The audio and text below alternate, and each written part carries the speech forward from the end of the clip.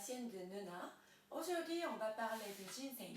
S'il y a quelqu'un qui est intéressé par la phytothérapie, concentrez-vous cette vidéo. Tout d'abord, qu'est-ce que c'est ginseng?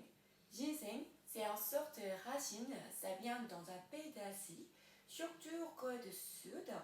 C'est les climats et la terre, c'est parfait pour cultiver le ginseng. C'est pour ça que pour moi, je consomme régulièrement le ginseng produit coréen. Le ginseng, c'est une des meilleures plantes pour la médecine naturelle. À ancienne époque, avant d'inventer les médicaments, nos ancêtres, ils ont considéré le ginseng comme un médicament miracle. Dans le ginseng, il y a beaucoup de saponine.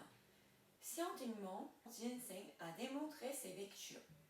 C'est antipathique, anti-stress, augmentation de libido, et ça a amélioré la diabète et la tension.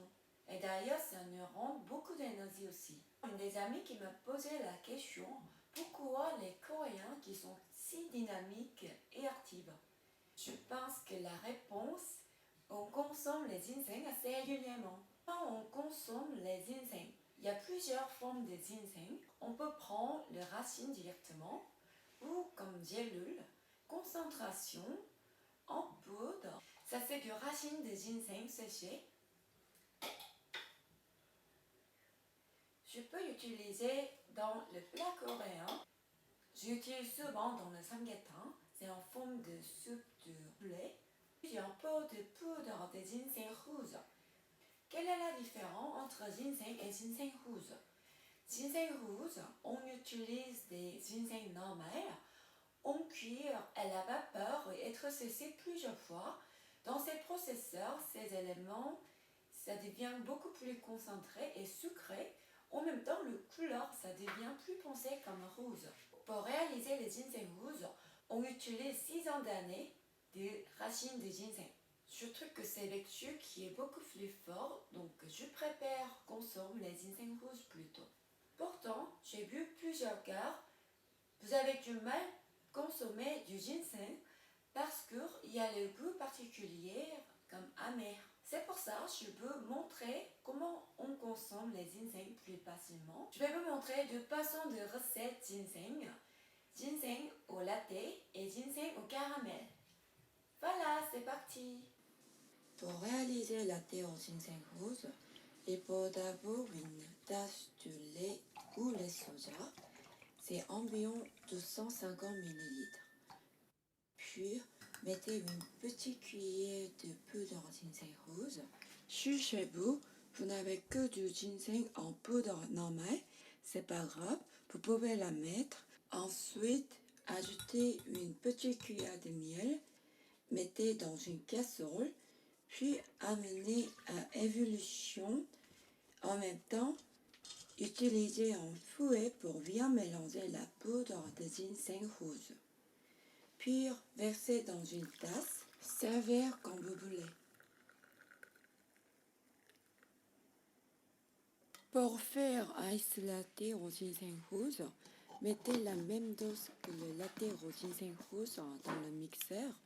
Mixez. Mettez dans un verre avec les glaçons.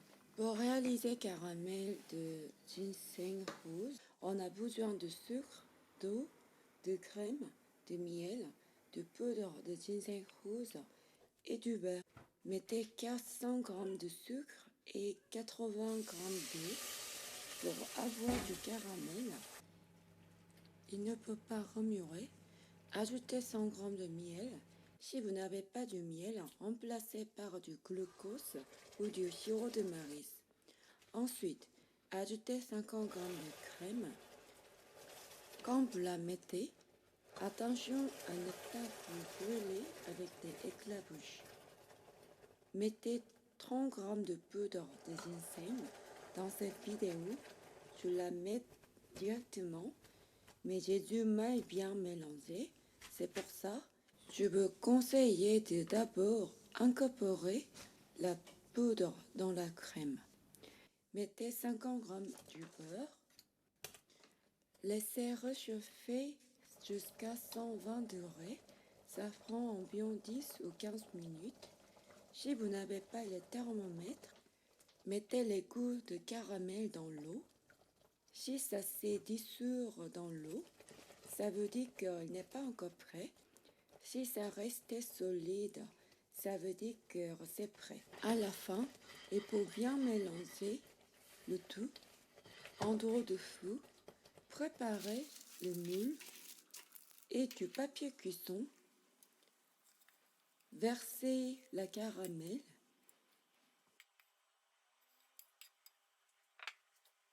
Mettez dans le frigo au moins 1 ou 2 heures. Voilà. Je laissais les caramels au ginseng dans le frigo pendant 1 ou 2 heures. Ça devient bien dur. On va goûter ensemble.